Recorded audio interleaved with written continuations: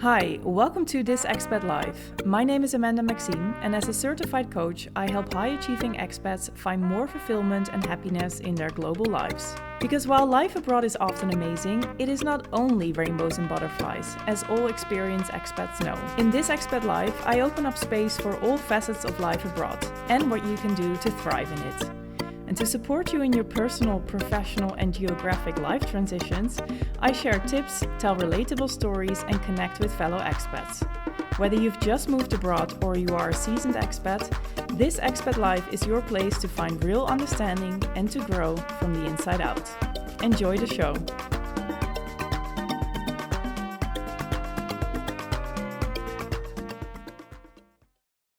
Hey, welcome back to another episode of This Expat Life. I recently got a question from someone in the Copilot, my program that helps you make your big life decisions that you've been avoiding. And I thought this might resonate with you as well, and my answer to it, hopefully. Because I know there are more of you who are going through the same thing as my client did, and I myself have been there quite a few times, so I'm pretty sure there is at least one person who's listening to this who is like, oh yeah, this is me. So I wanted to share my answer because I hope that this answer will inspire you and motivate you or lift you up or whatever you need. So my client joined the Copilot recently and she is ready for a next chapter. She felt very stuck in her location, professionally, personally as well. And she joined the Copilot. And she had no idea what her next chapter would look like, nor how to get there. But inside the Copilot, after she started, there were moments of clarity, there was momentum, there was energy, there was motivation. But then I think it was just a couple weeks in, maybe 3 or 4 weeks in, and she got ill. And ill enough to not be okay for a couple of days, and that she really needed to take it easy for maybe a couple of weeks even. So she asked me, Amanda, I was in such a good place with this momentum and this energy, and I really want to reach my goals, identify my goals and reach them and start this next chapter. And I'm committed. But what can I do when I am physically not in the place or I don't have the energy to go after it with full conviction and full time and energy?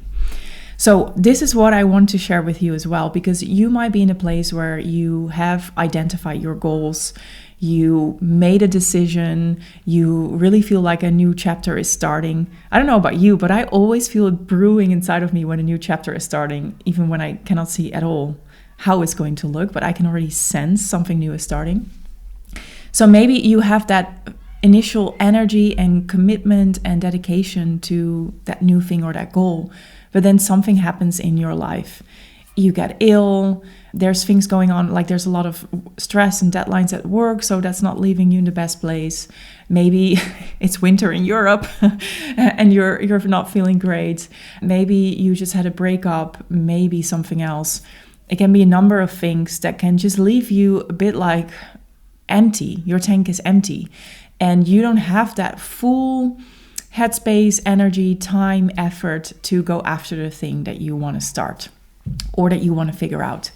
And I have definitely been there myself when I was younger, before all the mindset and inner work that I've done, I wasn't feeling great every winter. I certainly had my very big lows when both of my parents died, after some breakups. So I know this, okay, I want to move ahead, but life just keeps me here or keeps me at a lower pace than I'd like. So what can you do? And this is the answer that I want to share with you today. The first thing that I think is really important is that you take it easy and that you're gentle with yourself. Now, thankfully, my client was already doing that. And she was saying it okay, I need to take it easy. I want to be gentle with myself. But from that place, what can I still do? But I think this is really key because so many of us, we push ourselves to just continue, to make it happen, to work harder. And while this may bring some success at times, or maybe a lot of success every time so far for you, ultimately this is not the long-term way for you because you're burning yourself out. Because you want to be resourceful with your energy and you want to sustain it in the long term, because you're going to make more decisions and start new chapters throughout your whole life. And so you want to do it in a way that honors where you are and that honors your energy, so that you can use more of it in the long run. So the first step really is to just be gentle and be okay with that. You can't, just acknowledge that you can't go ahead with it at full speed. That is step number one. That's the first thing I think that is important. Another thing that is really important here as well is that in this period that you have just accepted, okay, I'm not going to go ahead with full steam, you are going to stay away from the bigger, stickier, more complex decisions, actions, things to figure out. Why? When you make decisions, big life decisions, you want to do it from the right state of being. I want to say perfect state of being, but that doesn't exist. But the right state of being. You want to be in good energy. You want to be confident. You want to feel relaxed. You want to feel present when you make these big life decisions. Because when you're stressed, tired, frustrated, anxious, you're not thinking from the right place. You're not being in the right state. And when you're not in the right state, you're also not going to make the right decisions for you, because your decisions might be driven by fear or another emotion, or a feeling of scarcity, for example, or pressure of time. So this is simply not the right state of mind if you want to make big life decisions that are good for you in the long term. So if you are in this more of like a low of life in your energy, please stay away from these big decisions. They always say it like, don't make decisions when you're sick, pregnant, and I think something else. And I totally agree with that. Now, I definitely have my moments there, a couple of days maybe. My energy is a bit low because it's been raining nonstop and it's cold. And I don't know, I'm not going to dive into it, but we all have this, that where maybe a couple of days, couple of weeks, perhaps you are just not feeling great. But then there's a voice in your head that is telling you, oh, but you need to make a decision. You need to start choosing a direction. You need to start working towards your goals. Or maybe it's just not an internal voice, but it's something from outside of you, because there's a deadline or people keep asking you about something, about your future. And so you feel this pressure of like, I need to do something with it. I can't just like postpone it. In this case, for myself, I always tell myself to sit on my hands. I recently told a friend that as well, who's in a burnout, and she was talking about big things. I was like, just sit on your hands for now, because you're not in the right state of being. So I recognize that for myself, when I'm in a bit of a relative low, that those days are not going to be my decision days. Like, full stop. So even though my rational brain or my anxiety, in a way, it's not big, but it's there sometimes, wants me to take back control by making a decision or by taking action, I really tell myself, no, we're not going to go there, because I'm not in the right state of being. Therefore, I won't make the right decisions for me, or I won't take the action in the right energy. And it's not going to have the effect that I want. So in those days, I really tell myself, just sit on my hands. And if you find yourself in this phase as well, where you're sick, tired, stressed, accept for yourself that you are not going to make these decisions right now. And give yourself permission to put these big questions, big goals on pause, on hold. But the permission for yourself is really key here. Because if you don't give yourself the permission, you're going to keep fighting yourself internally with that inner voice that is going to prompt you again and again to think about it, or you feel the pressure to start doing something with it. I want you to give yourself full permission to put them on hold for now until you feel better. So be gentle and put those things on hold with permission. And don't go after the bigger, stickier, more complex things when you are finding yourself in a not so fantastic period. But then, of course, you still want to do something. You still want to honor that momentum that you had felt, like in the case of my client, or the commitment that you made by joining the co-pilot, for example. Or maybe you have found yourself more often in a low or a more difficult period, and you're like, well, I want to be gentle with myself. I'm okay with not making the big decisions, but I don't want to let this drive my life again, because it's just going to keep me where I am, and I don't want to be delayed anymore. And I totally get that. And I think it is a good thing about honoring that momentum that you felt or that energy without burning yourself out in it. And this is what I shared with my client. Rather than focusing on the concrete things that you need to figure out, or the concrete action, bigger action that you need to take for your goals, or the bigger decisions that you need to make, I want you to stay away from those, but I want you to shift your energy towards who are you becoming in your next chapter. So this is not about the doing, the thinking, the concrete things to take action on. This is about identity work. It's about identifying who you want to be. Who are you becoming? And one lovely exercise to, when you're feeling a bit low, is to get your journal. If you still haven't bought a journal, you should do it by now.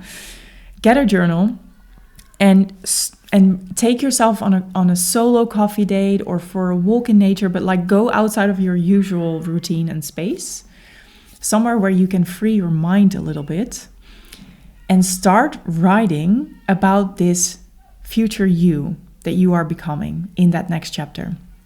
Even when you don't know how that next chapter is going to look, because you still need to make that decision perhaps, you can still get a grasp of who you want to become in the future.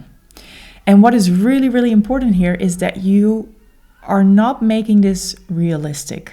You are not already telling yourself, well, this is impossible, or this isn't attainable, or this isn't realistic, because then you're already centering yourself, your dreams, your desires, your ambitions, before life is going to do that, because life will do that, the world will do that, others will do that. And so don't limit yourself already in the dreaming phase. And you want to write it all down. How does she look, or he? I'm just going to use she for now because most of you are women. How does she talk? How does she dress? What does she say? What does she believe? What does she think? Who does she surround herself with? What is her daily routine? Like, how do her days look? How does she wake up in the morning? With what kind of energy? How does she move through her day? How does she walk? What is her evening routine? What are her goals then? Who does she aspires to be? I can go on. How does she eat? What does she like? How does she exercise? I want you to get real specific on who you are becoming, and I want you to write it all down in the present tense. That is super important. And this is such a nice exercise if you can really let yourself dream and tap into her energy, because you can already access her energy in the here and now. It is such a nice exercise because it will boost your state of being. At least that's what it's always done for me, and also for many, many of my clients. I remember in Rio 2 years ago, towards the end of my stay, I wasn't feeling great there. I had some health issues that were really flaring up, really impacting my energy. I felt a bit low. I didn't have the energy, physical energy, to socialize all the time. Therefore, I got a bit lonely, which wasn't helping my energy also. And whenever I woke up with it feels a bit heavy today, I just took myself out on a solo date in Ipanema. I had a few places where I always went because I had a really good oat milk flat white. And I just brought my journal. I put my phone on flight mode and I just started writing. Sometimes about who I was becoming, sometimes about like a day in the future, like a random day that I would just randomly choose. Always in the present tense, always dreaming big. And every time afterwards, I felt lighter. I felt more elevated. I felt more free. I felt more space. And it really did something to my energy. And so why am I giving you this example or this exercise to do? When you don't have the physical or mental energy to go for the big things or to figure out the concrete stuff, and you really need to sit on your hands for a moment, doing this exercise is going to shift something internally. And doing this more often or remembering that energy is going to help you make a change. And it's going to help you stay connected to that momentum that you felt before, that you want to feel, without using all your energy for the big stuff that's costing you too much right now. But of course, we don't want it to just be written words and like this internal energy shift, right? You also want it, I would advise this, but you have to feel your own limits. But I would suggest you then translate that into something concrete and something in the here and now. And again, this is not about the big stuff. But if you have written down that your future self is very calm and very present because she feels very loved or fulfilled in her job or at home in her house, you then have a small to do or actually to be list that you can start practicing. If she is feeling calm and present, you can start doing that too. This doesn't require the love, the job, the house. This is about an internal shift. So whatever you wrote down about your future self, about who you're becoming, start doing that already. Start putting that into practice. And this doesn't require more physical energy, mental energy, time, or effort. This is just an internal, subtle shift. It's subtle, but with big compound effects over time. If you start showing up as your future self or embody elements of her in the here and now, little by little, step by step, you will see a result in your life as well. And personally, I always love this because when I feel low and so limited, and I definitely had this after my parents died, there was a lot of grief and it was very hard. But after a little while, after the first initial shock and grief, and I felt a little bit more space, I still didn't have the physical energy to do a lot because I couldn't sleep at night.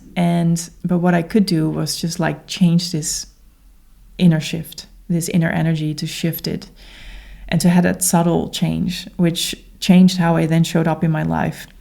I put on nicer clothes again. I smiled more often. Instead of scrolling, I went for a walk, So those little things over time, they had a lot of effect. And that's what I wish for you as well when you are in a low, in a way.